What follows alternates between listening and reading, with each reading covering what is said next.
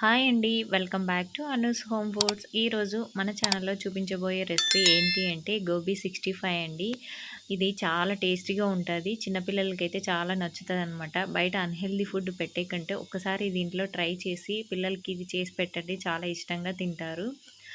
మీరు కూడా ట్రై చేసి మీకెలా కుదిరిందో చెప్పండి. ముందుగా స్టవ్ మీద ఒక బౌల్ పెట్టుకుంటున్నానండి. అందులో 2 గ్లాసులు water, half table spoon salt వేసి మరిగించుకుంటున్నాను. ఇవి కొంచెం మరిగిన తర్వాత అందులో మనం ముందుగా కట్ చేసి పెట్టుకున్న గోబీ ఉంది కదండీ! అవి ఇందులో వేస్తున్నాను. ఇవి ఒక జస్ట్ 2 నిమిషాలు మరగనిస్తే సరిపోయిద్దండి.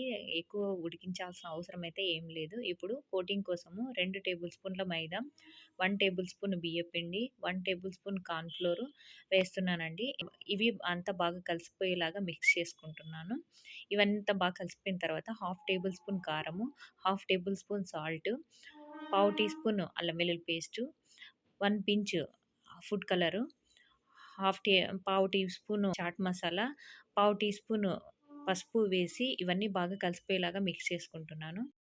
మీ దగ్గర 3 రకాల పిండి అవైలబుల్‌గా లేకోకుండా ఉంటే ఏదో ఒకటైనా యూజ్ చేసుకొని వాటరు కొద్ది కొద్దిగా యాడ్ చేసుకుంటూ ఈ పిండినంతటిని బాగా కలుపుకుంటున్నానండి. వాటర్ ఒకటేసారి వేయకండి. కొంచెం కొంచెంగా వేసుకుంటూ పిండిని బాగా కలుపుకోవాలనమాట. చూడండి ఈ కన్సిస్టెన్సీలో ఉండాలి. ఇలా ఉంటే గోబీకి ఈ పిండి అనేది బాగా కోట్ అవుతదనమాట. ఇప్పుడు మనం ముందుగా బాయిల్ చేసి పెట్టుకున్న గోబీ ఉంది కదండీ! అది ఇందులో యాడ్ చేస్తున్నాను. బాగా కలిసిపోయేలాగా బాగా కలుపుకుంటున్నానండి. ఇప్పుడు వీటిని 10 నిమిషాలు పక్కన పెట్టుకుంటున్నాను. చాట్ మసాలా, ఫుడ్ కలరు పూర్తిగా ఆప్షనల్ అండి. మీ దగ్గర ఉంటే వేసుకోండి. లేకపోతే స్కిప్ చేయొచ్చు. ఇప్పుడు డీప్ ఫ్రై కోసం ఒక పాన్ పెట్టుకుంటున్నానండి. అందులో ఆయిల్ యాడ్ చేస్తున్నాను.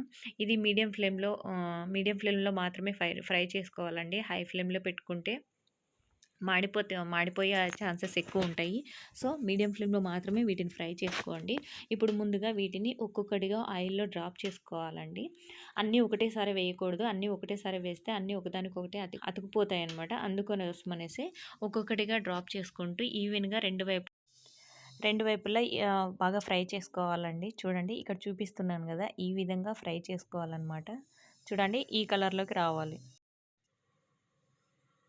ఇప్పుడు మిగిలిన దాన్ని కూడా ఫోర్క్‌తో వేసుకొని ఫ్రై చేసుకుంటున్నానండి. మీకు చేత్తో ఏసే అలవాటు లేకపోతే ఇలా ఫోర్క్‌తో వేసుకొనైనా ఫ్రై చేసుకోవచ్చనమాట. వీటిని కూడా ఈవెన్‌గా రెండు వైపులా టర్న్ చేసుకుంటూ ఈవెన్‌గా ఫ్రై చేసుకుంటున్నాను. చూడండి ఇక్కడ చూపిస్తున్నాను గదా!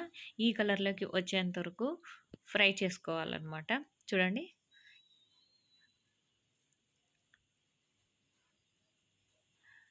ఇప్పుడు ఒక 3 పచ్చిమిర్చిను, ఒక రెమ్మ కరివేపాకు తీసుకొని వీటిని గూడా ఫ్రై చేసుకుంటున్నానండి. ఇవి పూర్తిగా ఆప్షనల్ అండి. మీకు నచ్చకపోతే ఇవి స్కిప్ చేసేయొచ్చు. అంతే అండి. ఎంతో ఈజీగా చేసుకునే గోబీ 65 రెడీ. మీరు కూడా ట్రై చేయండి. ట్రై చేసి మీకెలా కుదిరిందో కామెంట్స్ రూపంలో నాకు తెలియజేయండి. మన ఛానల్‌ని ఫస్ట్ టైం విజిట్ చేసినట్లయితే సబ్స్క్రైబ్ చేసుకోండి. దాంతో పాటు లైక్ చేసి, షేర్ చేసి, కామెంట్ చేయండి. Have a nice day. Thank you.